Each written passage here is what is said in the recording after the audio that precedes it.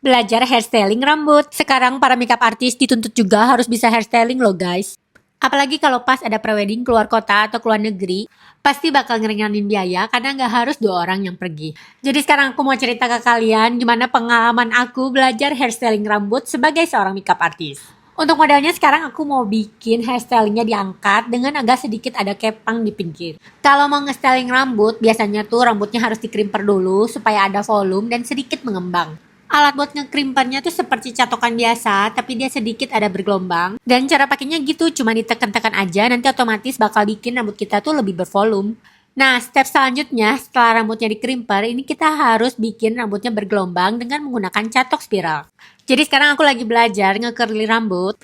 Jadi ini aku harus bikin gelombang arah curly-nya berlawanan dan ketemu di tengah. Sempet bingung sama arah curly-nya, tapi akhirnya aku berhasil. Aku tuh dikasih tahu kalau kita nge-curly rambut, kita tuh harus pelan-pelan. Sambil rambutnya digulung, sambil catokannya pelan-pelan diturunin juga ke bawah. Tapi hati-hati, jangan sampai catokannya lepas dari rambutnya. Dan hati-hati juga, jangan sampai tangan kita jari-jarinya kena catokannya karena bakal panas banget. Didiemin kurang lebih 10-15 detik sambil pakai feeling aja kira-kira ini rambutnya udah jadi belum curlyannya, udah gitu dilepas deh.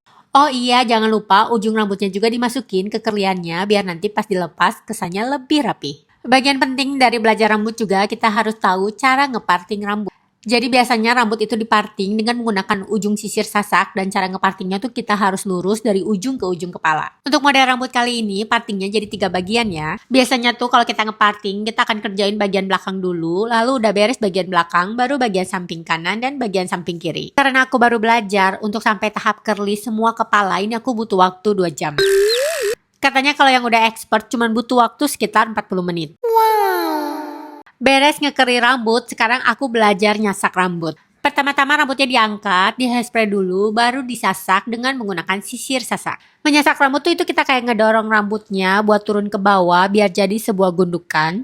Kalau nyasak rambut itu, kita tuh seakan-akan kayak bikin rambutnya kusut, tapi nggak boleh kusut. Nah, bingung nggak? Jadi kalau kita pengen tahu kita nyasak rambutnya tuh udah bener atau belum, itu tuh bakal kelihatan kalau kita sisir, rambutnya tuh bakal gampang balik ke asal. Tapi kalau kita nyasaknya salah, rambutnya tuh bakal sakit dan bakal ngejelimut gitu. Setelah selesai menyasak seluruh bagian belakang kepala, sekarang bagian belakang rambutnya bakal diserat-serat. Untuk bikin serat-serat rambut, aku tuh harus ambil helaian rambutnya yang tipis dan dibikin berdiri. Nah, yang bikin berdiri rambutnya ini nih yang susah. Well, setelah berkutat beberapa lama, akhirnya aku bisa bikin serat-serat rambutnya tuh berdiri kayak gini. Oke lah, lumayan juga ya. Kurang lebih ini hasil penampakan setelah serat-seratnya tuh kita beres bikin di bagian belakang kepala. Setelah selesai bikin serat-serat rambut, tahap selanjutnya aku akan bikin sisa rambut yang ke bawah ini untuk naik ke atas. Di sini aku bikin sedikit kepangan, udah gitu aku putar, aku buletin, terus aku jepit deh ke atas. Setelah berhasil bikin bagian belakangnya naik semua, sekarang tiba pada giliran bagian samping. Di bagian sampingnya ini akan ada kepangan, jadi ini sekarang aku lagi belajar ngepang rambut. Pertama-tama cukup bingung sih sama alurnya, mana yang harus diambil duluan. Tapi lama-lama aku mulai terbiasa dan akhirnya jadi deh kepangannya. Untuk sisi yang sebelah kiri juga sama, dibikin kepangan rambut juga kayak sisi sebelah kanan. Dan ini dia hasil aku belajar hairstyling hari ini. Memang belum sempurna dan rapi banget, tapi next aku bakal bikin lebih rapi lagi dari yang ini. Thank you guys udah dengerin ceritaku, sampai jumpa di ceritaku yang lain.